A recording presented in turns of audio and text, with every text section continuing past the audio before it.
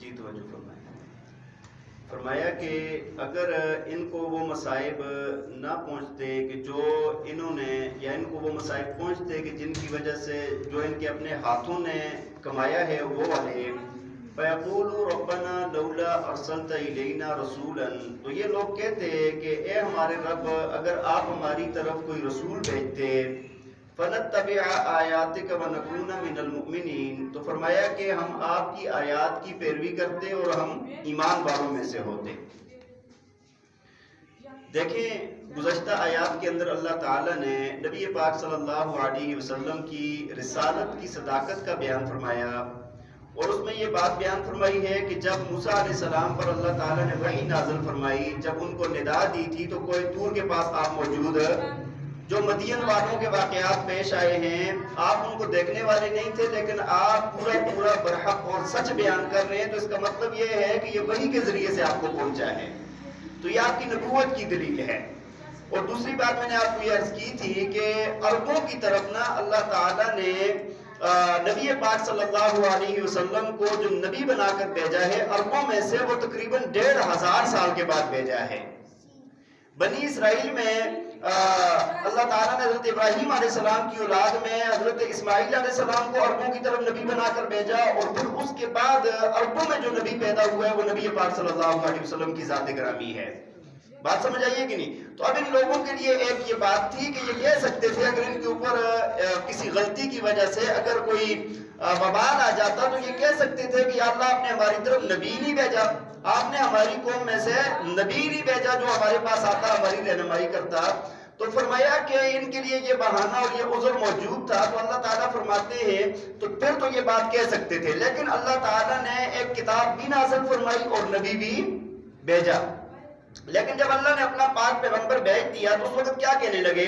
فَلَمَّا جَاءَهُمُ الْحَقُّ مِنْ عِنْدِنَا، فرمایا کہ جب ان کے پاس حق آ گیا ہماری طرف سے تو کہنے لگے قَالُوا لَوْلَا أُوتِيَ مِثْلَ مَا أُوتِيَ مُوسَىٰ، تو کہنے لگے کہ ہمیں وہ کچھ کیوں نہیں دیا گیا جو موسیٰ علیہ السلام کو دیا گیا تھا۔ کیا مطلب؟ ہمارے نبی کو وہ کچھ کیوں نہیں دیا گیا جو موسیٰ علیہ السلام بنی اسرائیل کے نبی کو دیا گیا تھا؟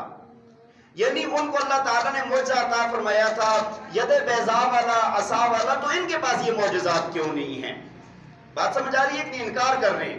تو دوسرا اللہ تعالیٰ نے آگے فرمایا اولم یکفروا بما اوتی موسیٰ من قبل، فرمایا اس سے پہلے موسیٰ علیہ السلام کو یہی معجزات دے کر بھیجا تھا، لیکن اس سے پہلے کیا تم اس کا انکار نہیں کر چکے ہو؟ پہلے تو ان کا انکار کیا ہے تم لوگوں نے، ٹھیک ہے جی۔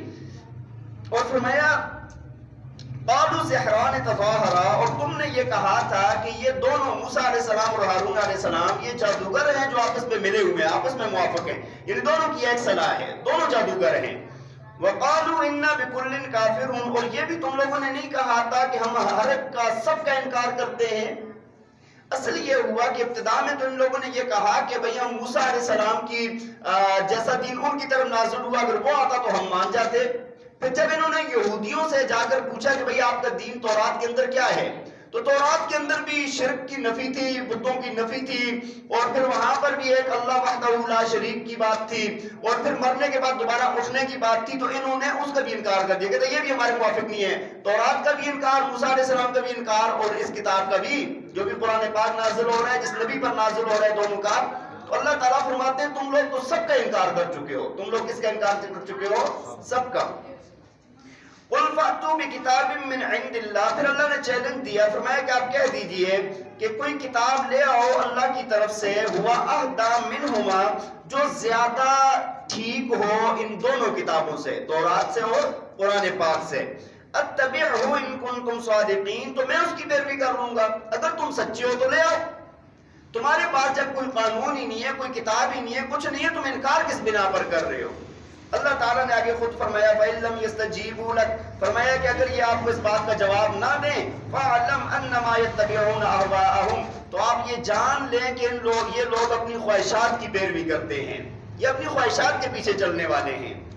وَمَنْ أَضَلُّ مِمَّنِ اتَّبَعَ هَوَاهُ بِغَيْرِ هُدًى مِّنَ اللَّهِ، فرمایا اس شخص سے بڑا گمراہ کون ہوگا کہ جو اپنی خواہشات کی پیروی کرتا ہے بغیر کسی اس ہدایت کے جو اللہ نے اس کو ہدایت دی ہو۔